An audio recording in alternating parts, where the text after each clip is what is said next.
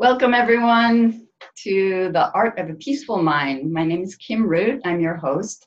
And today we have with us Dr. Gail Brenner, who is a psychologist and an author of The End of Self-Help and Suffering is Optional, two different books.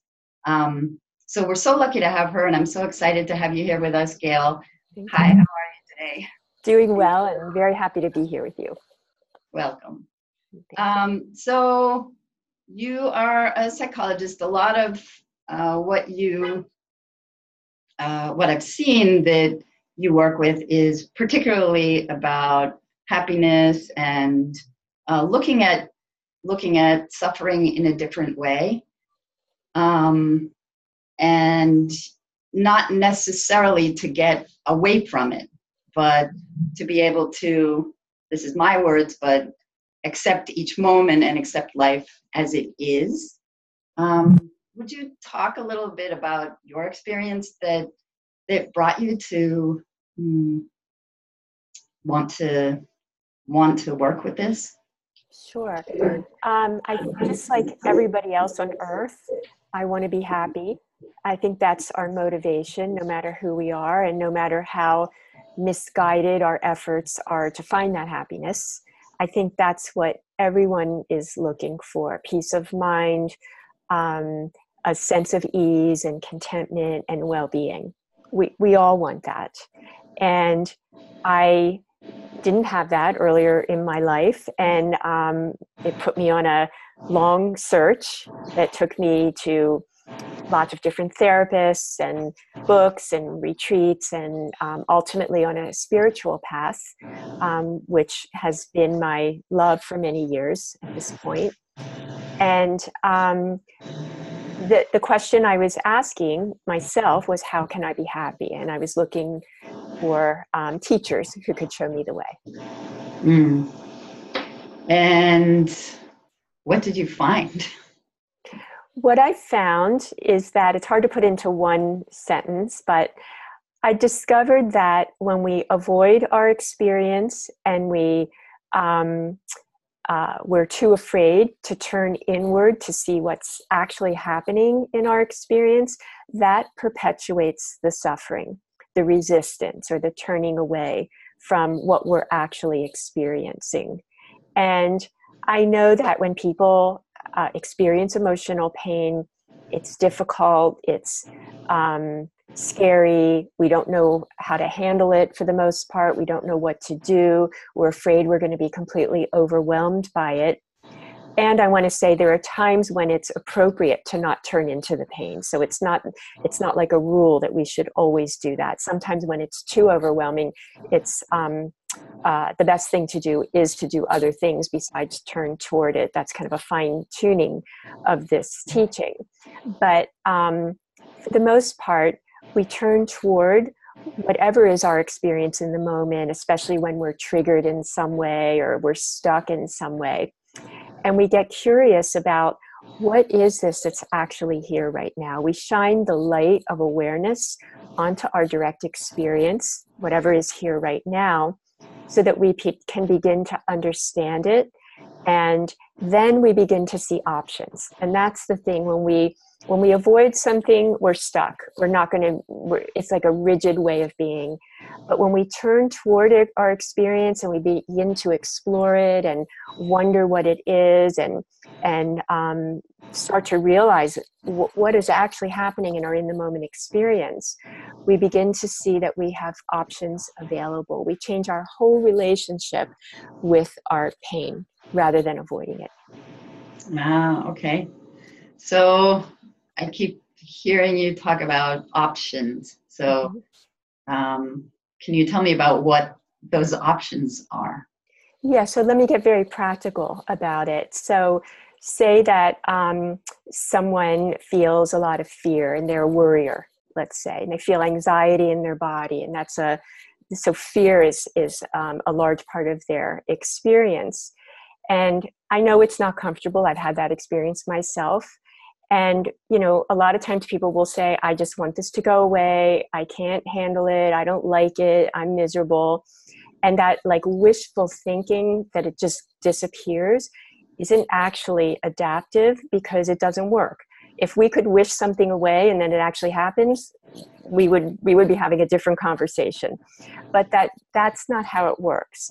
So when we turn toward our experience, let's say when we're afraid or we're worrying, what we notice is that there are thoughts running through the mind, and fearful thoughts are generally negative thoughts about the future. It's like, we just finished Halloween here. There's scary thoughts about the future that the mind can't possibly know. No one knows what's going to happen. Like, I'm afraid I'm going to be rejected, or I'm afraid I'm going to fail. We have no idea if we're going to be rejected or if we're going to fail. But the mind sets up these scary stories. And also what's happening is there are physical sensations in the body, some kind of contraction or tension, and we feel those sensations. And if we aren't aware of them or really welcoming them, then they feed all of these thoughts, and then we're in fear mode. But when we turn toward our experience and we realize that there are thoughts running, that these thoughts actually, when we bring logic to them, they're not true. And they may be true, but they may as well not be true. It's could be 50-50. And we have these physical sensations that we label as fear. But when we don't label them as fear and we just be with them and breathe with them and allow them to be here without the story, making them more extreme and more intensified, then that brings ultimately a great deal of ease to our experience. So we don't believe the content of thoughts that's not true. We can see that the content isn't true, and that takes care of the mental part and the peaceful mind, as this theme is here. And we breathe with the physical sensations and calm the nervous system. And that creates a completely different moment than that fearful, worrying moment. Right. So you're saying that, number one, the avoiding of the feeling, and also the labeling. When we label things, then we stay out of the experience and up into the thinking of it, which creates more thoughts. Sometimes labeling helps. So there aren't any hard and fast rules about any of this. And this is where the art of being with our experience comes in. But for the most part, labeling, when we attach to that label and we say, I'm an anxious person, and that's who I am, and that's who I've always been. When we get that attached to those kinds of labels, they don't serve the openness that is required really to bring peace to our experience. Mm. So there was something that I read that you wrote. Let me take a second and see here.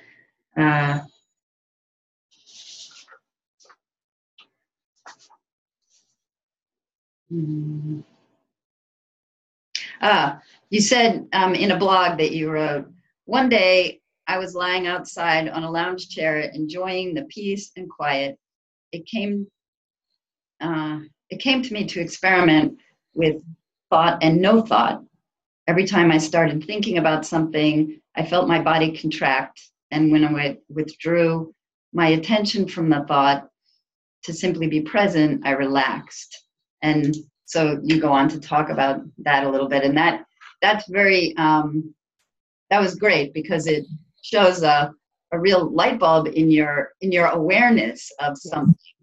Do you have more you want to share about that? Exactly. It was a turning point for me in a way, because I could see that, I would start worrying about something or thinking even good things in a way. It took me away from the present moment. Anytime we're thinking, we're away from the present moment. We're in our heads and we're ignoring the sensations in our body and the rest of what's happening around us. If we open fully and expand into all that's here in the present moment, we take in the whole world through our senses, and we can, without the stories about things, we can really appreciate what's here. And even if it's not a good moment, so I don't want to make this sound like every moment is a, amazing moment, it brings a certain kind of authenticity and reality to our experience that's very rich when we're here with what is as it is. And what I discovered when I was playing with that thought, and I went back and forth, thought, no thought, thought, no thought. And not, just be clear, it wasn't no thought, it was not attached to the content of the thoughts. I wasn't in the story. And I just found that it's a simple outcome. I found I was much more peaceful when I wasn't in any story. Right. And it made me really want that. I wanted to be peaceful, and I wanted to not be stuck in my mind. And that led to an eventual turning point for me where I just stopped. I saw that I didn't have to believe 99.9% of my thoughts. I just lost interest in them because they weren't really serving. And not that I don't think, I do think, and thoughts come, and, certainly practical thoughts are useful. But I don't do a lot of back and forth and trying to analyze and figure things out. When I catch my mind doing that, I'm not interested in that. And I know that that's not where the true answers are going to come anyway. Mm-hmm. Yeah. Because when you're not in that, you can be really alive and present. Alive and present. And there can still be thoughts running through the mind. So I love this topic that you're addressing here, the art of the peaceful mind, because a peaceful mind doesn't mean a mind with no thoughts at all.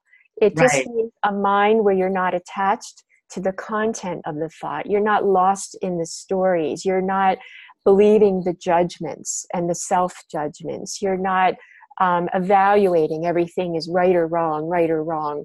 And you see that because that's what the mind does, all these different ways that we think. That's normal mind activity. But we just don't give it a whole lot of juice, because what's here in the present moment feels way better than being stuck in those thoughts. Mm-hmm. Right. I remember I had an experience a long time ago where I was feeling jealous.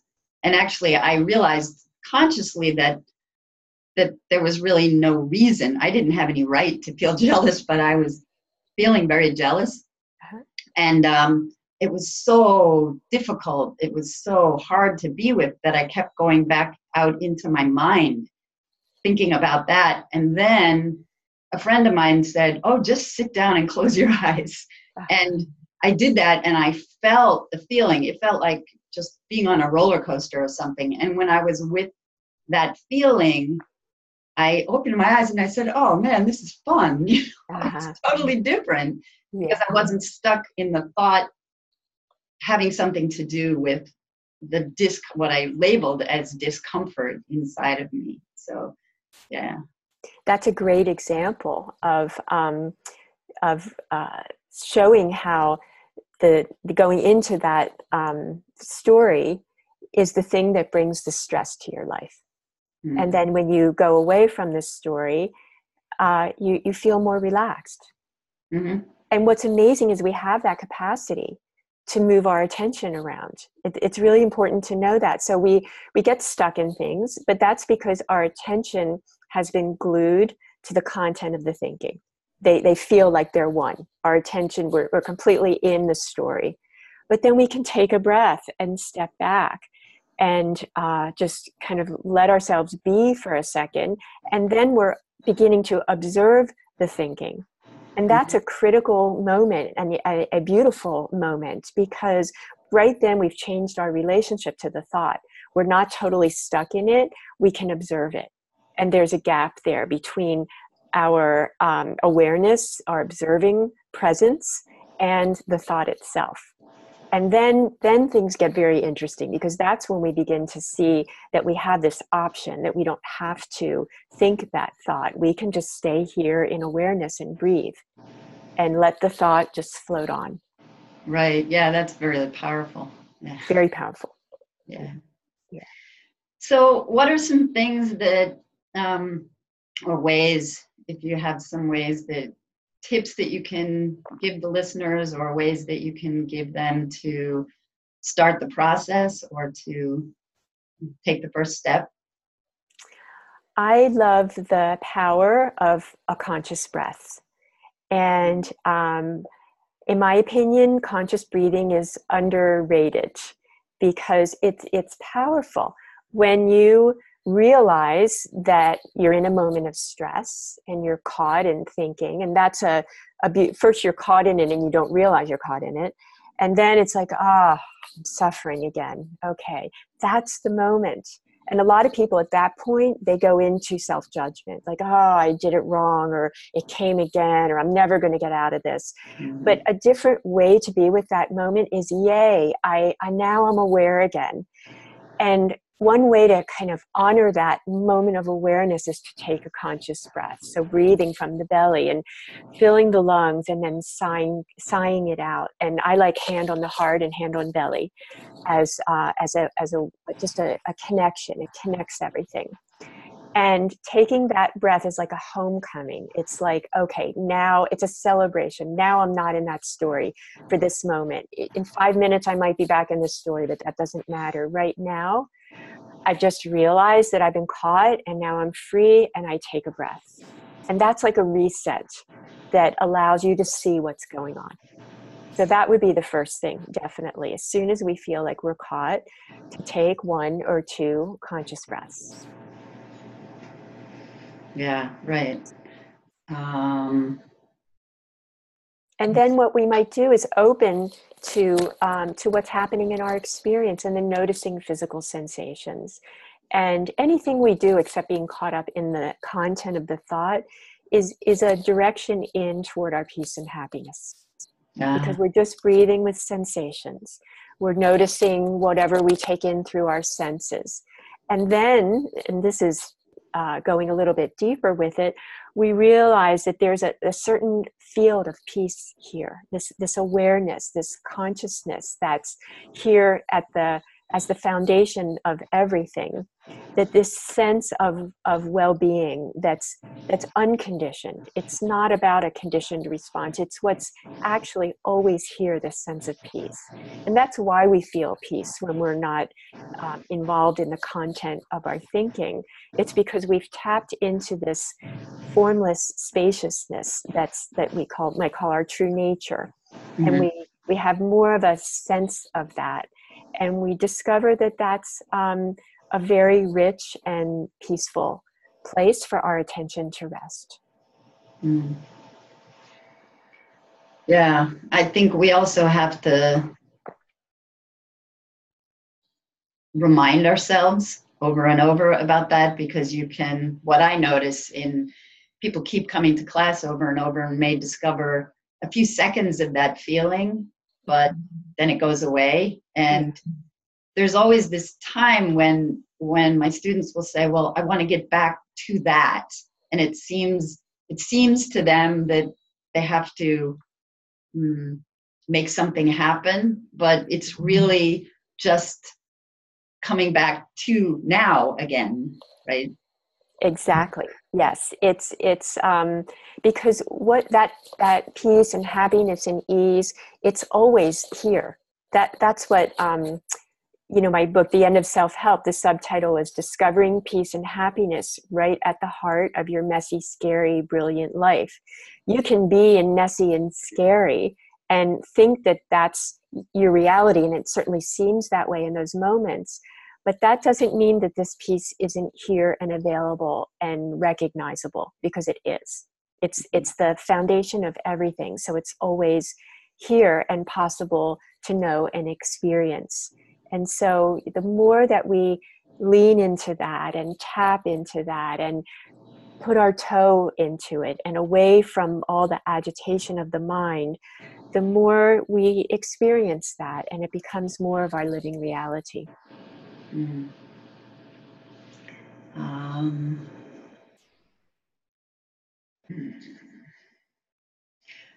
What you have, you meet with groups and with individuals, right? I do. Mm-hmm. Yeah.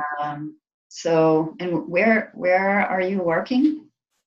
Actually, at this point, I'm only working online. I've Okay. started traveling, and so I'm location independent at this point in time. Oh, that's great. So Yeah, anyone can meet with you at any time. yeah, yeah. Right. That's Right. right. Yes. Um, And I love that work. It's so valuable. What's most important about the interviews that you're doing here and offering so beautifully to people, or books people read, or YouTube videos, or whatever people do, is applying it to your own experience. So that's the key. You can hear this stuff from now till forever, but until you start to turn it in toward yourself and begin to investigate your own experience and see what it is, like say when you feel really sad about something, like what's actually happening in the experience that's giving you the label of sad, and really getting to know what's happening in any moment. That was another turning point for me when I stopped. I was going to lots of retreats, and I finally realized, oh, I'm actually supposed to do what these people are suggesting that I do. And it really changed everything. Like worlds opened up when I started to look at, like, I would take a moment of suffering and I really wanted to know, like, what's happening right now that I'm suffering? Not the story about it, but like my own inner experience. And it was very illuminating to realize what's happening in the thoughts and in the body and the emotions in a moment of suffering, and then realizing that that these are experiences that come and go, which is why they're optional. They're not always here, these experiences of suffering. So we have the option of letting them just float on, and we stay here, breathing, alive to the moment. mhm. Yeah, great. Um, See, I marked off a few other things that you wrote. Okay. Uh,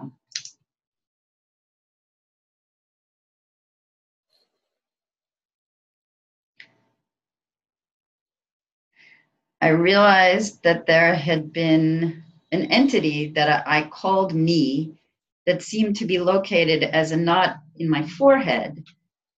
When that contraction dissolved, there was only vast alive space that my head, as if my head had blown open. I perceived no more barrier between me and anything else. That must have been a really wonderful experience. Yeah, it was a big opening. Yeah. Yeah, It's not my everyday experience. right. I don't live like that, but it's an easily findable experience for me. It's easily findable. Yeah. So, is there a way that you can help people know how to get there, or it's findable just for, in your experience, you know how to find it for you? Well, it's here for everybody. Some people see it, and some people are on the path to seeing it, and knowing it. Um, it's about relaxing away from all thoughts and feelings. So relaxing attention away. And so we put our attention, the breath is a way in, but that's not the ultimate. We put our attention on this formless spaciousness, this kind of feeling of aliveness. We may call it the life force, our essential nature. And when our attention rests there, there's this infinite openness that's seen. It's always there, but it's seen. Yeah.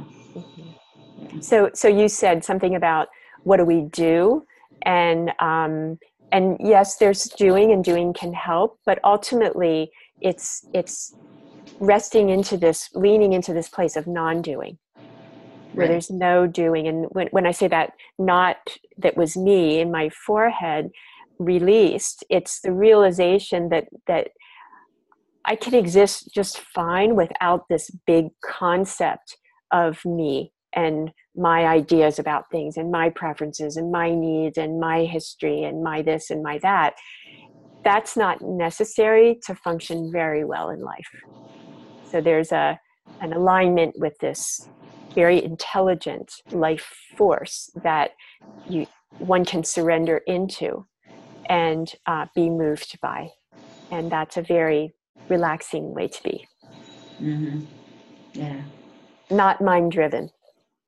Right. I think that's what I was caught by about the knot in your forehead, is if all of your attention was up in in the thought process, and Mm-hmm.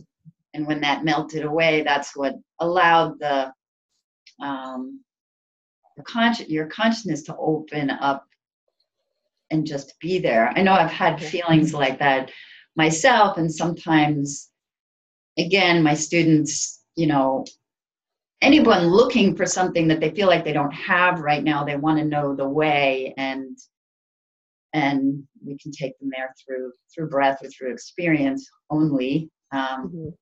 But a lot of times we want to understand it, or people want to understand it. So that's right. And that actually, and that's a normal movement to try to understand something, because we have these minds that want to understand, but it actually takes you farther away from the experience, because it's not something that you understand with the mind. It's something that's known with your whole being. It's known, not in a mental way. Thank you so much. We just have a couple of minutes left, so I wanted to let people know that I think you have a free gift offer, right? Yes. Yeah. 2 guided meditations Uh-huh.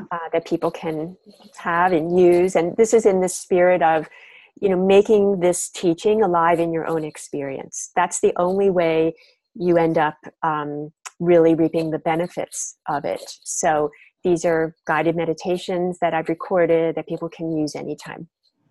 Great. So then, yeah, they can walk themselves into it. And then they can connect with you at gailbrenner.com, right? Yeah, gailbrenner.com is my website, and I've written a blog for close to 10 years now. I have tons of free articles and lots of other stuff on there. Okay, great. Well, thank you so much for coming. Is there anything else you want to finish with?